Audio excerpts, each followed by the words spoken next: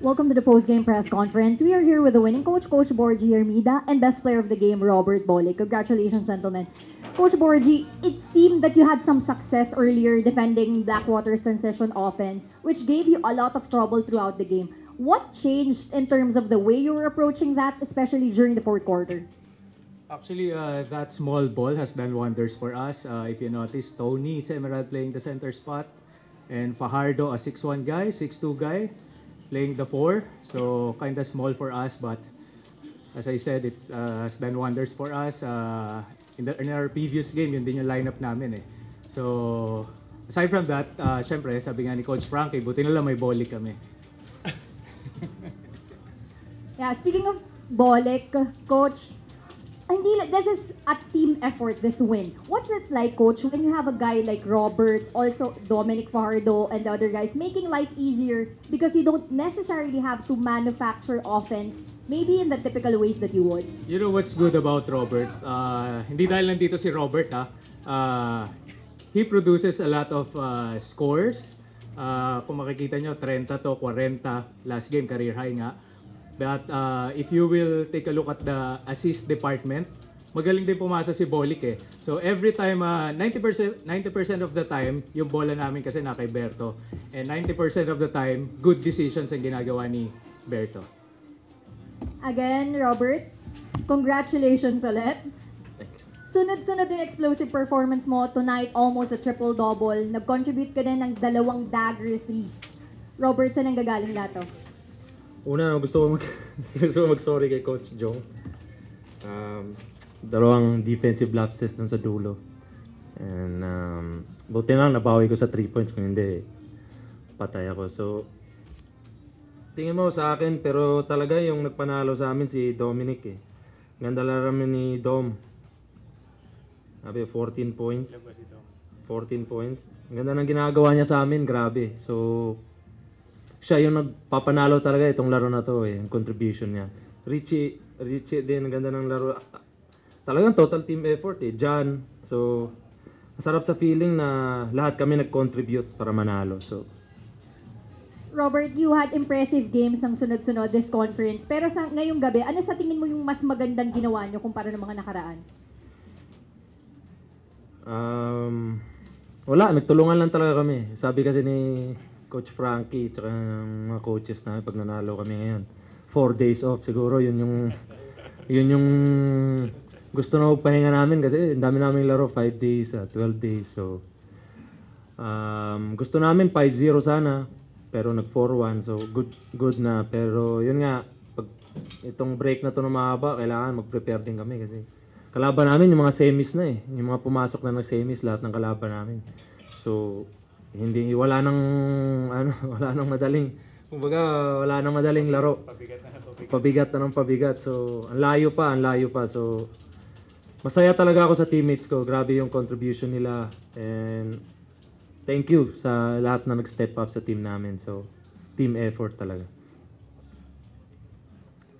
Grabe, wala pala ako na-shoot na layup. We now open the floor for our friends from the press.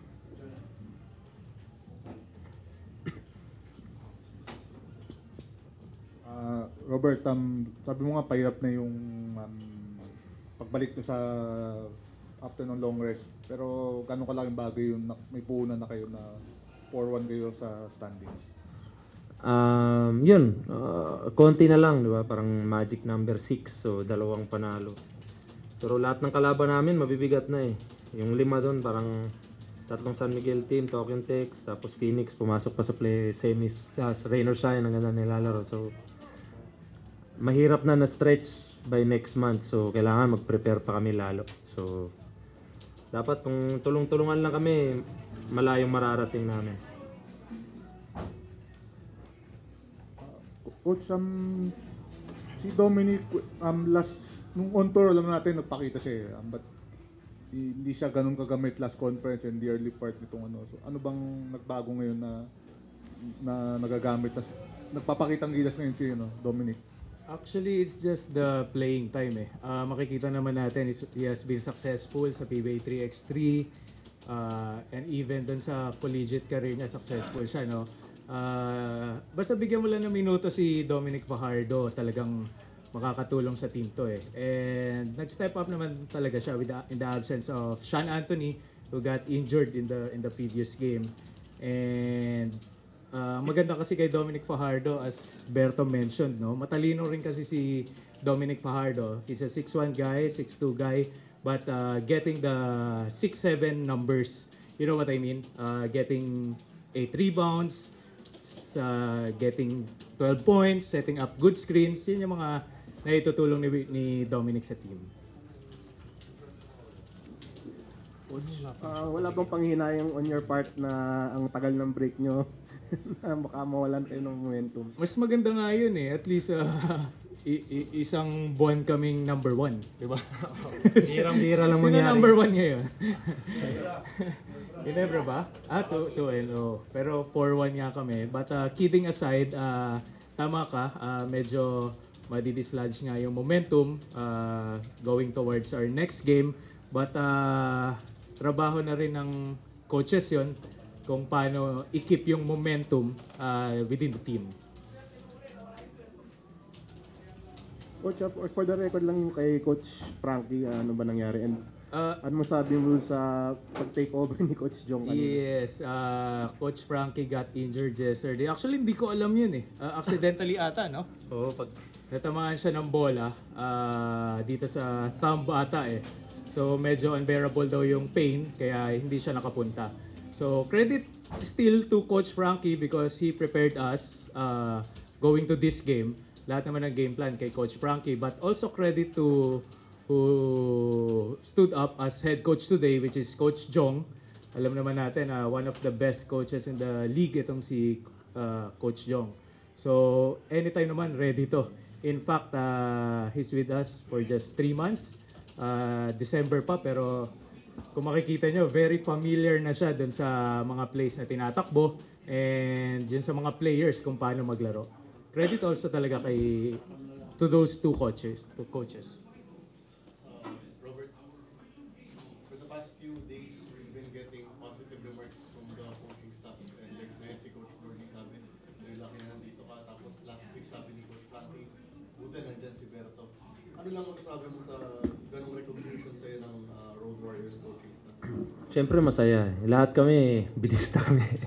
So siyempre, iba yung samahan namin. The Road Warriors. Oh, San Pedro Warriors nga tawag, di ba?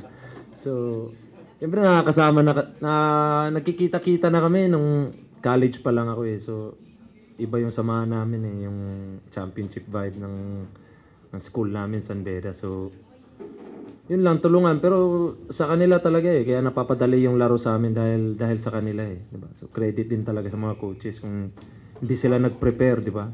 Ang bigat ng Blackwater, sa totoo lang, ang ganda ng tinatakbo nila. Sobrang hirap. Remember ko, past years ko sa Northport, medyo hindi pa ganito eh. Since Coach Jeff took over, parang iba na yung ang hirap ng kalaban, sa totoo lang.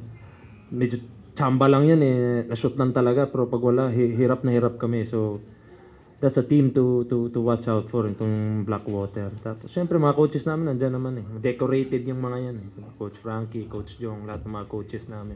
Nag-champion na yung mga yan. So, kumbaga, relax na kami pagdating sa mga game plan. Alam na nila gagawin. Depende na lang sa amin kung susundin. Kaya hingi ako na sorry kay Coach Jong. 2 beses ako nagkamali. Buti na lang nabawi ko. So, Coach, bang sa ito? You know, NLEX defeated Blackwater in the last Philippine Cup and Commissioner's Cup.